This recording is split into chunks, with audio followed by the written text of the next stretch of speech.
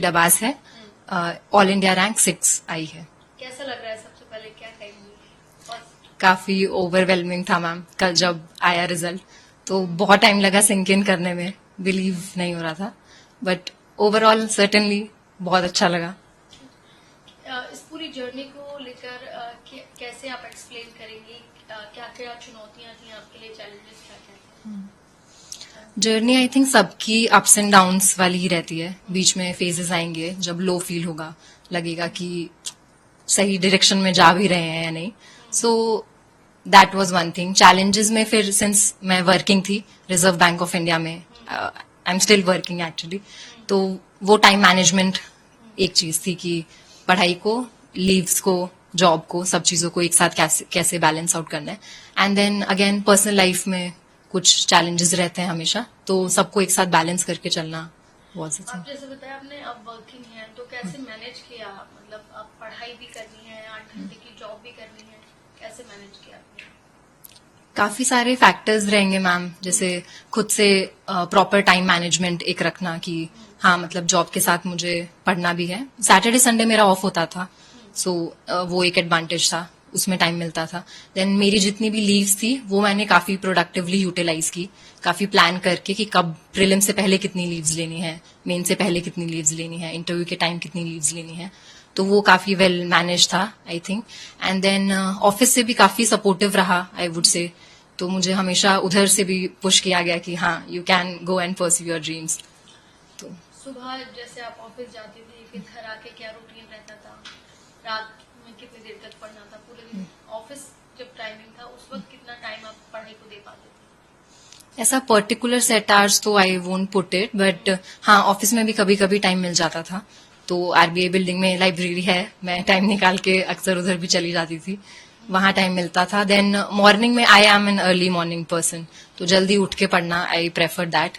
Late night तक इतना नहीं हो पाता था बिकॉज ऑफिस के बाद वैसे भी ट्रैवलिंग से और काम से थक जाते हैं, तो वापस आने के बाद यूजुअली कम होता था, but then I sleep early, I wake up early, तो फिर सुबह काम अच्छे से हो पाता था। जी, फैमिली से किस तरीके का सपोर्ट था? क्या कहेंगी अपनी इस पूरी जर्नी के लिए? किसे डेडिकेट करेंगी? It will always be my mother, उनका सपोर्ट, उनकी guidance, not just during civil services preparation but from the time of my birth से लेके अब तक, she has been the constant in my life. हमेशा जितना सपोर्ट उनसे मुझे मिला, और मतलब वो नहीं होती तो आज मैं इधर नहीं होती। जी, इसके अलावा किस किस चीज में आपकी रुचि है? अभी आगे क्या सोचा है कि किस समाज के किस वर्ग के लिए काम करना है? कुछ ऐसा सब्जेक्ट आपने चूज किया है कि इसके लिए काम करना है?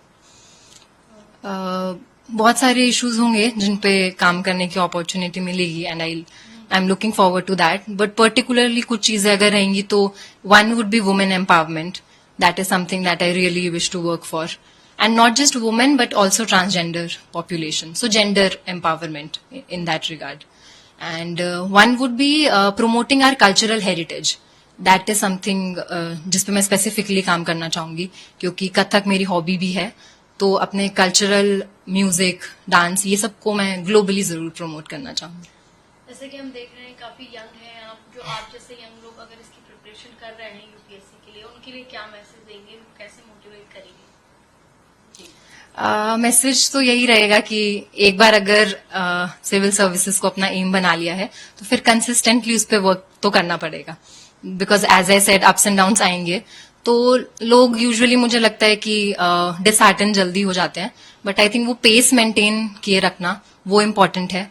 एवरी डे को एक फ्रेश डे की तरह देखना, कुछ दिन होंगे जब अच्छे से काम नहीं होगा तो, लेकिन उसका इम्पैक्ट नेक्स्ट डे पे नहीं पड़ने देना, खुद पे कॉन्फिडेंस रखना, that I think is the key, believing in your self, because external motivation एक पॉइंट तक काम आएगी, लेकिन जब तक सेल्फ मोटिवेटेड नहीं रहेंगे तो I think these are the things, सबका बैलेंस एक साथ होना चाहिए, hard work, persistence, consistency.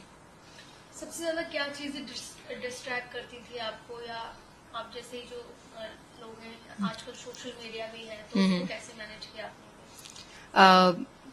To be very honest, मेरे लिए सोशल मीडिया डिस्ट्रैक्शन नहीं था, because as such social media पे I am not that active, तो बीच बीच में हाँ ब्रेक्स थोड़ा बहुत ले लिया, कुछ वीडियोस देख ली, YouTube videos I would see, तो उसमें भी कुछ टॉपर टॉक्स देख ली या फिर ऐसा कुछ आंसर राइटिंग पे देख लिया.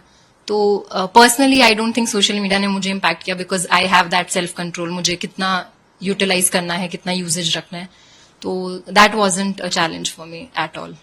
जी जैसे कि ये भी है कि आपके फादर भी दिल्ली पुलिस में है, तो कभी लगा कि आपको पुलिस में जाना है, या वो भी एक इंस्पिरेशन थी आपके लिए कोई ऐसा? इंडियन पुलिस सर्विस को मैंने सेकंड प्रेफरेंस रखा है of course, but since luckily getting my first preference as wish wise.